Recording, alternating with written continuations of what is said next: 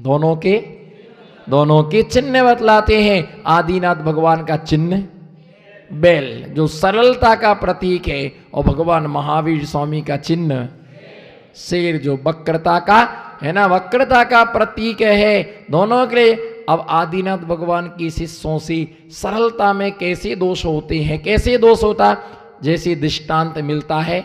चूंकि मैं ये नहीं कह सकता कि जैन आगम में ये दृष्टांत मिला है, पर हम आराती आचार्यों के उपदेश से हम ये दृष्टांत सुनते आ रहे, परंतु हमें मूल आगम में कहीं पढ़ने को नहीं मिला, पर शास्त्रों में दृष्टांत पढ़ने को नहीं मिला, पर गुरु परंपरा से हम इस दृष्टांत के लिए सुनते चले आ रहे हैं। और वह दृष्टांत ये दिया है कि कोई मुनिराज आहारचर्या को गए, कोई मुनिराज बोलो, कोई मुनिराज आहारचर्या के लिए, कोई मुनिराज आहारचर्या के लिए गए। और जैसे वो मुनिराज आहारचर्या के लिए गए तो उनके गुरु ने उनसे पूछा कि तुमको आहारचर्या में देर कैसे हो गई। तो मालूम उन्होंने क्या कहा, महाराज मैं आहारचर्या को जा रहा था, रास्ते में नटका खेल हो रहा था, उस खेल के लिए मैं देखने लगा। क्या, किसका खेल? देखो सरलता की पराकाष्ठा देखो, पर सरलता का नाजायज फायदा मत उठाना। सरलता का नाजायज फायदा मत उठाना, क्योंकि किसी ने खूब ही कहा है, सीधे बिरवा कट गए टेढ़े खड़े हजार। सीधे बिरवा का मतलब होता है सीधे वृक्ष कट गए और टेढ़े खड़े हजार। सीधे वृक्ष को कोई भी काट डालता है, लेकिन टेढ़े वृक्ष से कोई बोलता नहीं है। और सीधे वृक्ष कट जाते हैं और टेढ़े वृक्ष क्या होते हैं, खड़े रहते हैं। उन्होंने कहा महाराज रास्ते में नट का खेल हो रहा था, वो हम खेलने लगे। तो गुरु ने कहा अब तुम नट का खेल कभी नहीं देखना। ठीक है महाराज, नहीं देखूंगा। दूसरे दिन आहारचर्या को गए, फिर से वो लेट आए। जब वो फिर से लेट आए तो महाराज ने पूछा आज देर क्यों हो गई।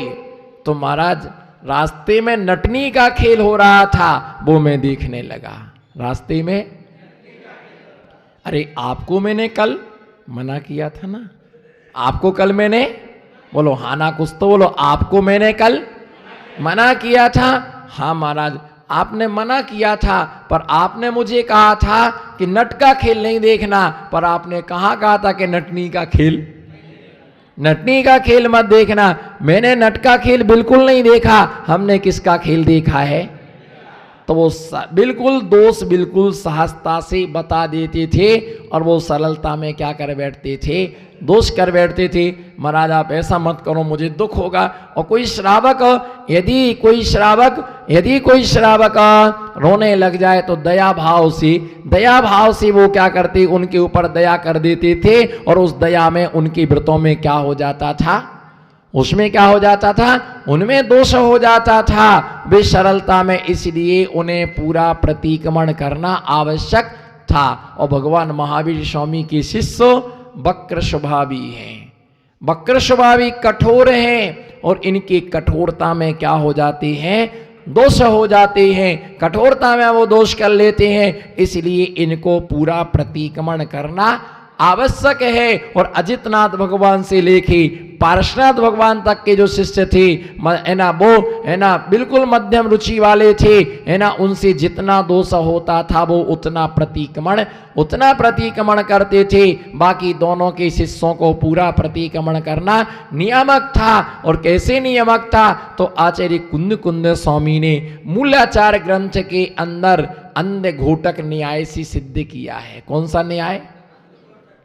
अंध घोटक न्याय के द्वारा उन्होंने सिद्ध किया है। अंध घोटक न्याय को समझने का पुरुषार्थ और समझने का प्रयत्न करो। कैसे अंध घोटक न्याय, एक घोड़ा बीमार हो गया, अंध घोटक अंधा घोड़ा बीमार हो गया। तो जिसका घोड़ा बीमार हुआ वो वैद्य जी को दिखाने के लिए गया। नमो सिद्धाणम। वैद्य जी को, वो वैद्य जी के लिए घोड़ा को दिखाने के लिए गया कि मेरा घोड़ा अंधा हो गया है। नहीं, ये वैद्य जी कहीं बाहर गए, अब मैं कैसे आपका इलाज करूं? अब बताइए। उसने कहा कि घोड़े को दिख नहीं रहा है, आप तो जैसे बने वैसे क्या करो, बोलो जैसे बने, बोलो ना जैसे बने वैसे इलाज करो। अब उसका जो वैद्य का छोरा था, छोटा वैद्य था, तो उसने कहा कि मैं तो जानता ही नहीं हूं, मैं कैसे इलाज करूं इसका? उसने कहा ठीक है, मैं इलाज करे देता हूं। और उसने इलाज करना शुरू किया। तो मालूम क्या, जितनी आंख की दवाई थी, बोलो नमो सिद्धाणम, जितनी आंख की दवाई थी, वो सब एक एक दवाई आंख में क्या करता रहा, एक एक दवाई आंख में, एक एक दवा आंख में डालता रहा, एक एक दवा आंख में, एक एक दवा आंख में डालता रहा, एक एक दवाई आंख में डालता रहा। और एक ऐसी दवाई पड़ी कि उससे आंख क्या हो गई, उससे आंख क्या हो गई, सारी दवाई डाली तो उससे आंख क्या हो गई, खुल गई। और आंख घोड़े को क्या होने लगा, दिखने लगा। इसी प्रकार से हे साधु, हे महामुनिराज, तेरे से सत्य महाव्रत में दोष हुआ, असत्य अहिंसा महाव्रत में दोष हुआ, अचूर महाव्रत में दोष हुआ, ब्रह्मचर्य महाव्रत में दोष हुआ, अपरिग्रह महाव्रत में दोष हुआ, मन गुप्ती, वचन गुप्ती, काय गुप्ती, हिरिया भाषा ईशना समिति, 28 मूल गुण 36 गुण, तुम्हारे कौन से व्रत में दोष हुआ है कुछ भी मालूम नहीं है। तुम पूरा प्रतिक्रमण करो, जिसमें दोष लगा होगा वो दोष तुम्हारा क्या हो जाएगा, दूर हो जाएगा। तुम्हें प्रतिक्रमण करना क्या है, नियामक है। और यहाँ शाम को देवसिक जो प्रतिक्रमण होता है वो शाम को 6:30 बजे से होता है। कितने बजे से? शाम को जो प्रतिक्रमण होता है 5:45। जैसा जैसा मौसम होता है, समय होता है, उसके अनुसार वो प्रतिक्रमण होता है। तो शाम को होता है देवसिक प्रतिक्रमण, दिन में होता है। और रात्रिक प्रतिक्रमण पश्चिम रात्रि में अंतिम पहर में 3:30 बजे अथवा 4 बजे साधु उठ करके क्या करते हैं, प्रतिक्रमण करते हैं। वो स्वयं को कहते पापिष्ठेन दुरात्मा जड़ दिया, मैं पापी हूँ, दुरात्मा हूँ, जड़ बुद्धि वाला हूँ, मायावी हूँ, लोभी हूँ, रागी हूँ, देशी हूँ। नाना प्रकार से वो अपने दोषों का क्या करते हैं, व्याख्यान करते हैं। और अपनी निंदा, अपनी गढ़ा करके वो प्रतिक्रमण के द्वारा दोषों का क्या करते हैं, छालन करते हैं, अपने दोषों से क्या निर्वृत्त होते हैं। उस श्रावक के लिए दोषों से निर्वृत्त होने के लिए आलोचना पाठ दिया है कि प्रत्येक श्रावक को प्रतिदिन आलोचना पाठ पढ़ना, श्रावक को प्रतिदिन आलोचना पाठ पढ़ना चाहिए। क्योंकि आलोचना पाठ में पढ़ते हैं नदियन बिच चीर धुबाए, बोलो नदियन बिच चीर धुबाए, कोशन के जीव है ना, नदियों पर, नदी में जाके कपड़े को धोया, निरमा पाउडर साबुन लगाया, नदियन बिच चीर धुबाए, कोसन के जीव मराए। और बाथरूम में चीर धुबाए और नाली के जीव मराए। बाथरूम में कपड़े धोए हैं और कितनी दूर तक वो तुम्हारा साबुन का पानी गया, कितना साबुन का पानी गया, और वो सारे जीव मृत्यु के लिए प्राप्त हो जाते हैं। ये ध्यान रख के चलो। ये छोटे बच्चे नहाने से क्यों घबराते, नहाने से क्यों डरते हैं? नहाने से नहीं डरते हैं, उनकी माँ पकड़ पकड़ के उनको क्या करती है, नहलाती है। वो नहीं नहाना, वो पकड़ पकड़ के लाती है, फिर भागता है छोरा, फिर पकड़ के लाते हैं, फिर भागता है छोरा, फिर पकड़ के लाती, फिर भागता है छोरा। नहाने से डरते हो? नहीं। बोलो गप्पू पप्पू लप्पू, बोलो ना। गांधी जी के 3 बंदर, विमत जी के 3 बंदर, वो सन्मति भवन के अंदर, बोलो गप्पू लप्पू पप्पू।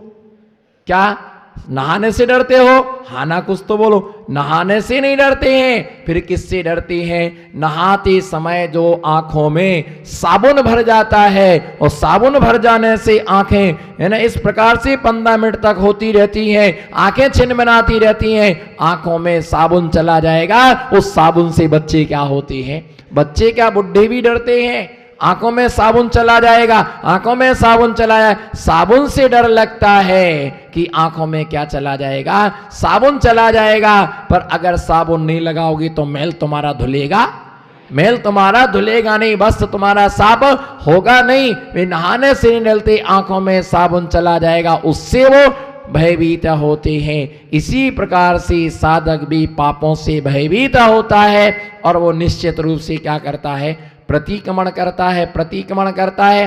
श्रावक कहते हैं, श्रावक कहते हैं अच्छे वाले साधु लाना।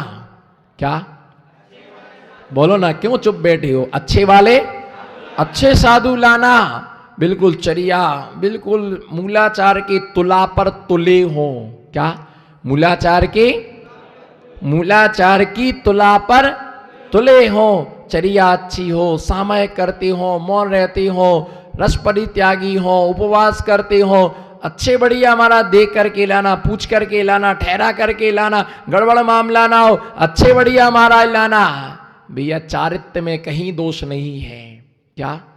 चारित्र में, मैं प्रातः काल की बेला में लिख रहा था कि चारित्र में कहीं भी दोष नहीं है, तेरी दृष्टि में दोष है। दोषों से बचने की आवश्यकता नहीं है। एक काले मुंडी के लोगों की दृष्टि से बचने के क्या है ना, इन काली मुंडी के जो लोग हैं इनकी दृष्टि से बचना, इनकी दृष्टि से बचने की आवश्यकता है। चारित्र में दोष नहीं है, लोगों की दृष्टि में क्या है? बोलो, लोगों की दृष्टि में दोष है, चारित्र में कहीं दोष नहीं है। तुम्हारी दृष्टि दूषित है, इसलिए तुम्हें मुनि दूषित नजर आता है। अच्छे मुनिराज लाना। बोलो अच्छे, बोलो ना अच्छे, बढ़िया मुनिराज लाना, अच्छे मुनिराज लाना। ध्यान रख करके चलना, सब मुनिराज अच्छे होते हैं, बस तू अच्छा बन जा, बस तू अच्छा बन जा। तू अपनी दृष्टि सही कर ले, है ना, तुमको सही सब मुनिराज क्या होंगे, सब मुनिराज तुम्हें अच्छे दिखेंगे, बस तुम्हारी दृष्टि क्या हो जाए, दोष हमेशा दृष्टि में है। देखो, कर्म करे कोई और बांधा जाए कोई। बोलो ना, नहीं मजा नहीं आया। कर्म करे कोई और बांधा जाए। रावण ने सीता को हरा। बोलो, हाथ उठाओ, नमो सिद्धाणा। और समुद्र को बांधा गया। रावण ने सीता को हरा और समुद्र को क्या किया गया, बांधा गया। भैया जैसा तुम कर्म करोगे वैसा भय उदियागत होगा, बस ध्यान रख के चलना। मंडलीक नाम का नगर था पंडित साहब, हे मित्र, मंडलीक नाम का नगर था। यदि कभी टाइम मिले, यदि कभी समय मिले तो पद्म पुराण जैसी महान ग्रंथ का स्वाध्याय एक बार तो कर ही लेना। और मैं तो इस पारसोला समाज से आग्रह, निवेदन, गुजारिश, रिक्वेस्टिंग जरूर करूंगा, मरने से पहले एक बार सैनिक चरित्र का स्वाध्याय कर लेना। दूध का दूध और पानी का पानी हो जाएगा। राजा सैनिक ने मुनियों के साथ कितने अत्याचार किए और रानी चेल्ला ने कितना सम्यक का पालन किया। बस एक बार सैनिक चरित्र का स्वाध्याय तो जरूरी कर लेना। जैसे जैसे समय मिले वैसे एक बार पढ़ लेना, समझ में आएगा सम्यक तो क्या होता है। मंडली के नाम का नगर था, उसमें सुदर्शन नाम के मुनिराज, कौन सी? सुदर्शन नाम के मुनिराज, उस सुदर्शना नाम की आरी का, ये दोनों ग्रस्त अवस्था के सगे भाई और बहन थे। चारित्र में दोष नहीं है। बोलो चारित्र में, बोलो चारित्र में दोष नहीं है। चारित्र में दोष नहीं है, दोष तुम्हारी दृष्टि में है। बोलो चारित्र में दोष नहीं है, दोष तुम्हारी दृष्टि में है। वो मुनिराज एक उद्यान में बैठे हुए थे, उद्यान में बैठे हुए थे। सुदर्शना नाम की आरी का आहार चर्या करके आई। उसने मुनिराज से सिर्फ इतना ही पूछा था, हे स्वामी आपका स्वास्थ्य कैसा है, आपका रत्नात्रय कैसा है, मुनिराज ने सिर्फ इतना ही कहा था, रत्नात्रय अच्छा है और स्वास्थ्य भी अच्छा है, इतना ही शब्द मुनिराज ने कहा था। पीछे वेदवती खड़ी हुई थी, उस वेदवती ने देख लिया और वेदवती ने इतना देखा कि एक तरुण मुनि के साथ एक तरुणी आरिका वार्तालाप कर रही है। गांव में जाकर के हल्ला मचा दिया, जिनकी तुम वंदना करते हो, जिनकी तुम वंदना करते हो, उनको एक बार देख तो लो, है ना। एक तरुण मुनि एक तरुणी आरिका से गप सप कर रहा था। क्या मालूम क्या चर्या का क्या बातचीत कर रहा था। सारे नगर में मुनि धर्म का अपवाद हुआ। अपन करे तो रास लीला, बोलो हाथ उठाओ ना। अपन करे तो रासलीला और दूसरा करे तो कैरेक्टर ढीला। बोलो मनोहर जी, अपन करे तो, जोर से बोलो, दिल से बोलो। ये तो देश ना है, कब क्या खिर जाए क्या मालूम, कब क्या खिर जाए। इसलिए हमारे चैनल पर लास्ट तक बने रहो, हमारे चैनल पर लास्ट तक बने रहो, लास्ट तक बने रहो। अपन करें तो रासलीला, हाथ उठाओ ना। अपन करे तो रासलीला और दूसरा करे तो कैरेक्टर। अपन वो क्रिया करे तो रासलीला। श्री कृष्ण गोपियों के साथ खेले तो वो क्या है, रासलीला है। और अगर किसी सामान्य व्यक्ति ने देख लिया तो उसका कैरेक्टर ढीला है। उसको दूसरे ठहराते ध्यान रख करके चलना। नीच पुरुष कार्य शुरू ही नहीं करता है। लिख लो, कभी भी काम में आएगा। क्या मालूम कब तुमको सुनने को मिलेंगे नीति वाक्य। नीच पुरुष कार्य शुरू ही नहीं करता है। बोलो कोई हिम्मत वाला बैठा हो तो नीच पुरुष कार्य शुरू ही नहीं करता है। और मध्यम पुरुष कार्य शुरू करता है और डर और भय के कारण से वो आधा ही छोड़ करके भाग जाता है, पलायनवादी होता है। पर उत्तम पुरुष कार्य शुरू करते हैं, कितने भी उपसर्ग आए, कितने भी परिचय आए, कितने भी आपते आए, लोग पत्थर मारे, लोग डंडा मारे, लोग गालियां दें, लेकिन वो कार्य को सिद्ध करके ही छोड़ते हैं।